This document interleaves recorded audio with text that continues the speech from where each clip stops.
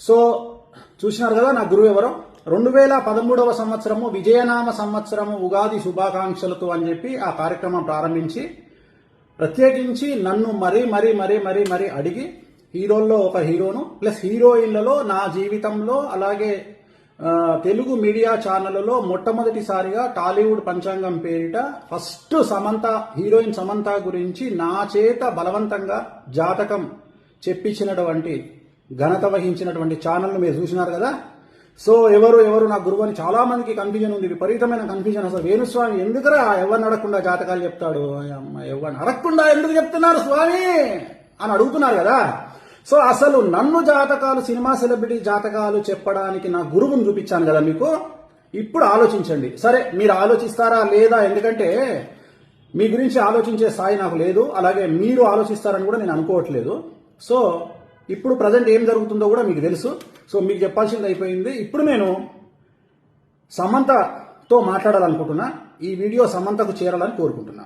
తల్లి సమంత, ఇప్పుడు చూసావు కదా, అసలు నీ జాతకాన్ని 2013లో నా చేత మొట్టమొదటిసారిగా చెప్పించినటువంటి ఘనత వహించిన ఛానల్ చూసినావు కదా. సో ఆ ఛానల్లోనే ఆ వీడియోలోనే నేను చెప్పడం జరిగింది, నీకు మంగళ దోషం ఉంది, నీ వైవాహిక జీవితానికి సంబంధించిన వ్యక్తిగతమైన నిర్ణయాల వల్ల నువ్వు సమస్యల పాలవుతావని చెప్పడం జరిగింది 2013లో. తదనంతరము నువ్వు ప్రేమ వివాహాన్ని చేసుకున్నావు. దాని తర్వాత జరిగినటువంటి పర్యవసానాలన్నీ జనాలకు తెలుసు.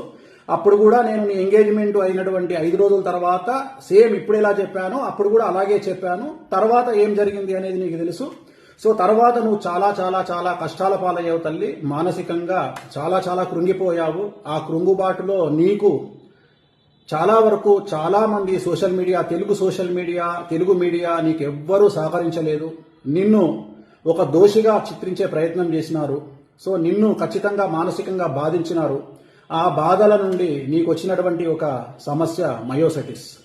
సో నీకు ఆరోగ్యపరమైన ఇబ్బందులు రావడానికి నువ్వు మానసికంగా అనుభవించినటువంటి క్షోభనే కారణం. ఎవ్వరూ కూడా నీ మానసికమైన క్షోభను కానీ నీ ఆరోగ్య పరిస్థితిని కానీ వినే పరిస్థితి, చూసే పరిస్థితి ఈ తెలుగు రాష్ట్రంలో లేకుండే.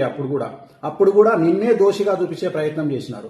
సరే, తదనంతరం నువ్వు ఎలాగో అలాగా నీ స్వంత ధైర్యంతో ప్రస్తుతం నేను ఫేస్ చేసినట్టే నువ్వు కూడా గట్టిగా ఫేస్ చేసి సమాజంలో నిలబడి నువ్వు సమాజంతో పోరాడి మళ్ళీ కొన్ని హిట్లు ఇచ్చి ఇవాళ ఒక స్థాయికి నువ్వు మళ్ళీ వచ్చావు.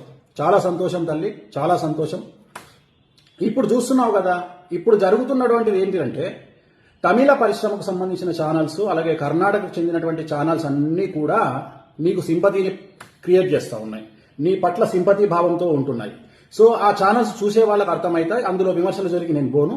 నిన్ను చాలా వాళ్ళు సింపతి చూపిస్తా ఉన్నారు. నీకు జరిగినటువంటి కష్టాన్ని, నీకు జరిగినటువంటి నష్టాన్ని, నువ్వు నష్టపోయిన జీవితాన్ని విశ్లేషిస్తూ చాలా channels, main stream channels, YouTube channels కూడా తమిళ అండ్ కన్నడ మీడియాలో నీ పట్ల సంఘీభావాన్ని వ్యక్తం చేస్తా ఉన్నారు. మరి నాకు తెలిసి నువ్వు తెలుగు అమ్మాయివి కాకపోవడం వల్ల అనుకుంటా ఖచ్చితంగా అదే ఉంటుంది. సో మా తెలుగు సమాజం కానీ, నాకు ఒక కూతురుంది, సమాజంలో చాలా మందికి కూతుర్లు ఉన్నారు. సో చాలా మంది కూతుర్లు ఉన్నటువంటి తల్లిదండ్రులు కూడా నీ పట్ల కనీసం సంఘీభావం కానీ నీ పట్ల కరుణ కానీ చూపించకపోవడం ఈ వారం రోజుల నుండి నేను గమనిస్తున్నటువంటి విషయం. మరీ ముఖ్యంగా నీకు ఎక్కడ సింపతి వస్తుందనో లేకపోతే నీ మీద జాలి జనాలకు కలుగుతుందనో టోటల్గా సబ్జెక్టును డైవర్ట్ చేయడానికి ఓవరాల్గా ఏదో కుట్రలో భాగంగా నన్ను తెర మీదకి తీసుకురావడం జరిగింది.